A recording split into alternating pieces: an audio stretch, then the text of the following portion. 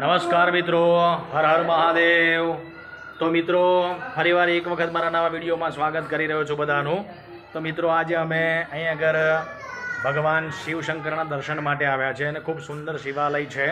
તો ખેડા જિલ્લો છે અને નડિયાદ તાલુકો, ત્યાં આગળ વલેટવા એક કરીને ગામ છે।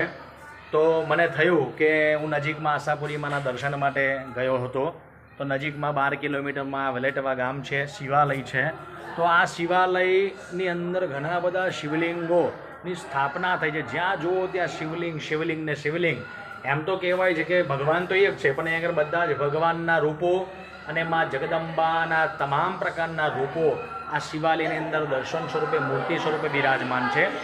તો ખૂબ સુંદર શિવાલય છે।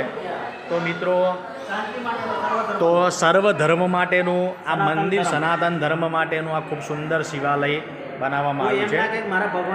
હા, તો અહીંયા આગળ દાદા પાસે થોડું જાણીશું। દાદા, શું મહિમા છે એનો? સાંભળો, પારણા શિવલિંગનો મહિમા।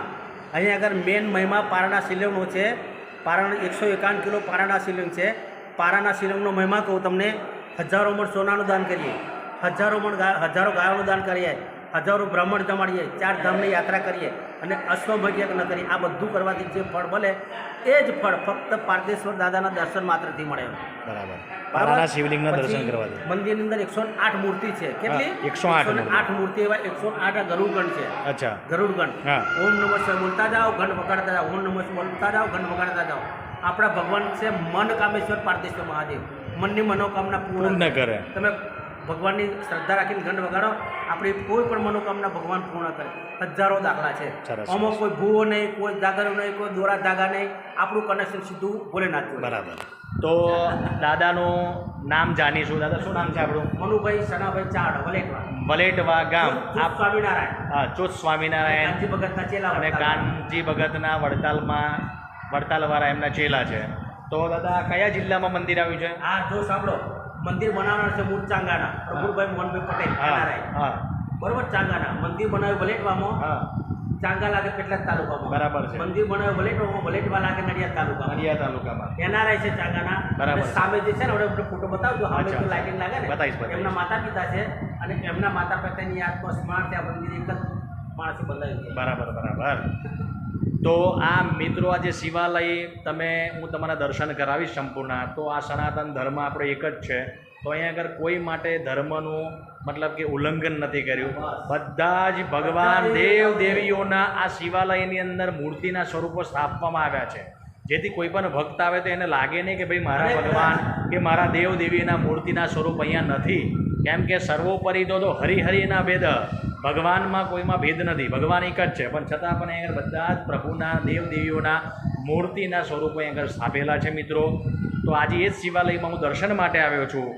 અને તો મારો વિડીયો બધા ભક્તો સુધી પહોંચે અને મારા વિડીયોના માધ્યમ દ્વારા તમે આ શિવાલયમાં જો કોઈ ભક્ત ના આવી શકે તો આ વિડીયો દ્વારા તમે દર્શન કરી શકો છો। તો મિત્રો, હું છું બ્રિજેશ ઉપાધ્યાય। વિડીયોની શરૂઆત કરીશું અને વિડીયોની અંદર આ શિવાલયના દર્શન કરવા માટે અંત સુધી વિડીયોમાં બન્યા રહેજો। હવે આપણે જે ગર્ભગૃહની અંદર જવાના છે તો ત્યાંના હું તમને સંપૂર્ણ દર્શન કરાવીશ।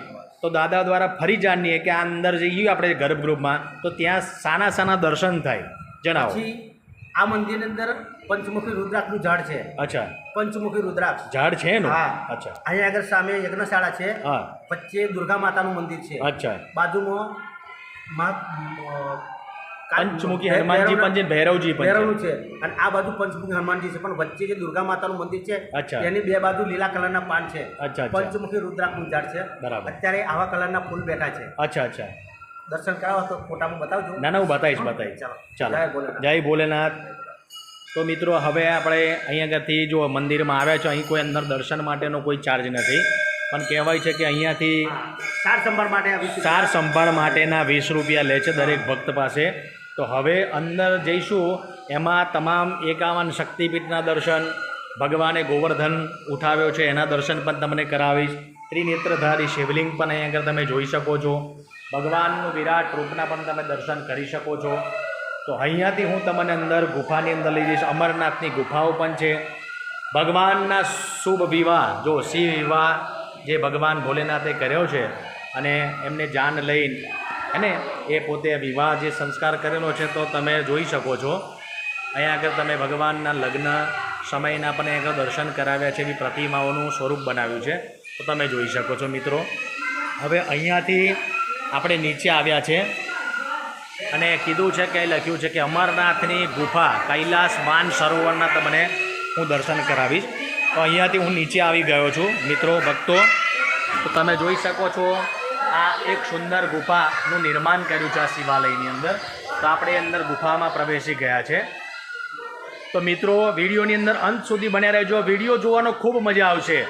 અને મિત્રો વિડીયો પસંદ આવે તો વિડીયોને એક વખત લાઇક કરજો, કમેન્ટમાં હર હર મહાદેવ લખવાનું ભૂલશો નહીં.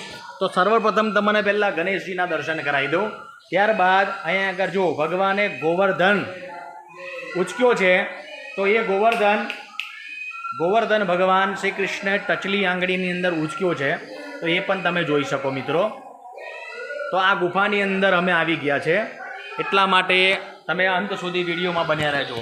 બાકી આ વિડીયોને તમે સ્કીપ ના કરશો, પૂરેપૂરું જોજો, કારણ કે ખૂબ સુંદર શિવાલય છે. જો વિડીયોને તમે છોડી દેશો તો તમને દર્શન કરવાનો મોકો મળે નહીં. તો આપણે આગળ જઈશું. આ ગુફાની અંદર આપણે આવી ગયા છે.